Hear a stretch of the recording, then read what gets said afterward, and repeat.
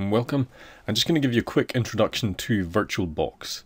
And I'm going to do that because my Windows machine has prompted me that there's a new version of VirtualBox and I should really install it. So I'm going to do that.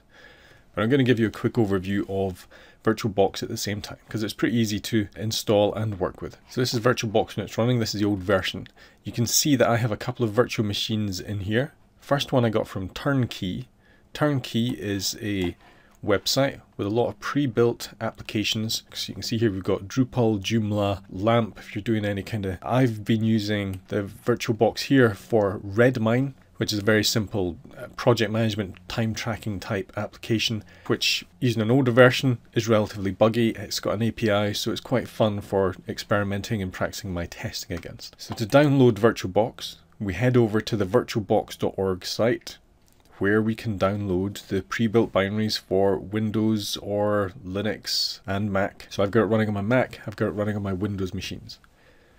One really useful thing that I find about VirtualBox, and that I use most in the virtual machines, is over here on the Microsoft site they've got modern.ie. So modern.ie is a Microsoft site which has virtual machines for all different operating systems with different versions of Internet Explorer to allow you to do compatibility testing. So you can get IE6 on XP, IE7 on Vista, IE9 on Win 7, IE11 on Win 7, IE11 on Win 8. And these are free to download. They run for, I don't know, 3 months without activation or something like that, which is usually more than enough for practicing some testing, checking some different applications, and they remain free. So you can head off to modern.ie and get new versions of this. So I'm just going to install it now. I've already downloaded it here. It's not hard to install. It's just we get a tiny little box here.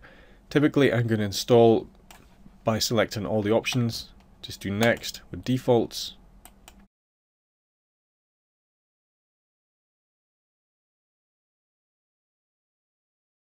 I'm just saying yes to all these installs. And let's start it and have a look. So here are the operating system. Whoops. So it's prompted me to add the extension packs. The extension packs are useful. They give you better integration between your VirtualBox and the host operating system that you're working with. So yes, I want to install that.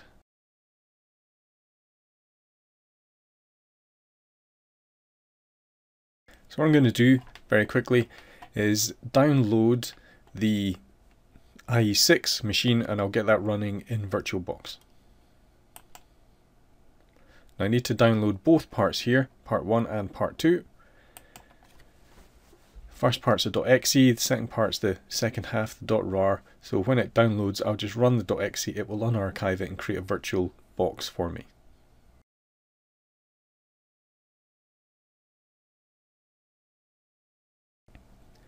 Okay, that's downloaded now. So I have downloaded modern.ie, the 2 downloads that you saw. I've put it in an IE6 folder just to make it a little bit more obvious what we've got here.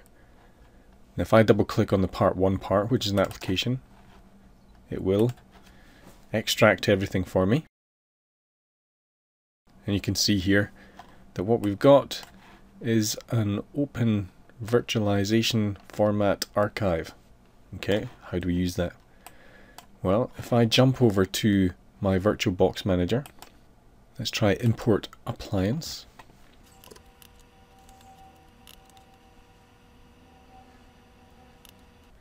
And now it's going to create this virtual appliance for us.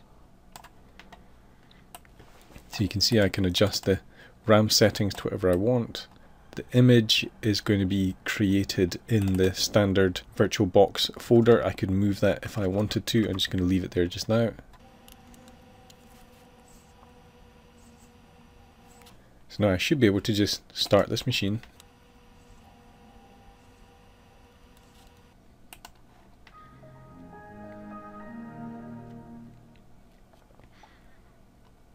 Now you can see I'm running XP.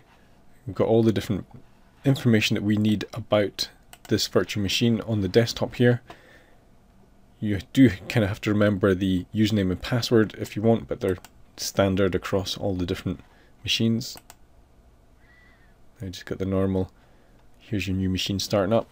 So in theory, I should be able to come and start Internet Explorer. Yes. And there we have the joy of IE6, which no one likes and no one likes testing on. But because we never install it in any of our machines anymore, if a client is saying to you, this must be IE6 compatible, this is how you do it. You go off and get the IE6 virtual machine from modern.ie. Now clearly there are differences between testing things on a virtual device and a real device, but a lot of the testing that I do is on a virtual machine, because I can have multiple machines running at the same time. I can run automated tests on a virtual machine and not bother my main machine. I do a lot of work on virtual machines, so I'm putting this over for you so that you can start experiment with virtual machines if you haven't already. If you want to actually try with applications to test, go off to Turnkey, download some. I'm going to quickly show you the Redmine on Turnkey. So you can see here the start is telling me that if I go off to 192.168.1.141, let's try that. 192.168.1.141. So there's the Redmine application. It's actually running in the Virtualbox on my machine. In theory, 92.168.1.141.